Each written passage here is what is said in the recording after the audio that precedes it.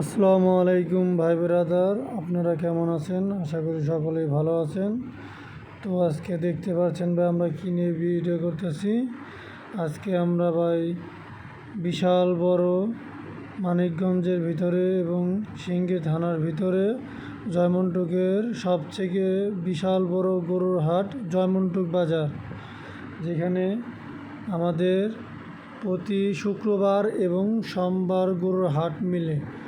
তো ভাই এখন ঈদের সিজন, তো ভাই এখন তো আপনারা জানেনই, এখন কোনো শুক্রবার নাই, শনিবার নাই, এখন প্রতিদিনই হাট হবে। তো ভাই আমাদের এখানে বিশাল বড় সাইজের গরু পাওয়া যায়। আমাদের এখানে সবসময় গরু আপনারা এসে নিতে পারবেন। আমাদের এখানে লাল, কালা, সাদা বিভিন্ন সাইজের, আবার সবচাইতে বড় গরু আমাদের আজকে হাটে উঠেছে এবং সেই গরু হলো 20 মণ।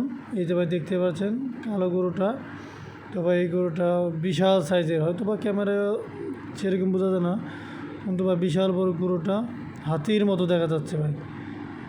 সুঠাম দেহের গরু ভাই, যাকে বলে লাল গরু ভাই, কত সুন্দর দেখতে। তো ভাই সকল সাইজের গরু আছে, আপনারা এখানে এসে।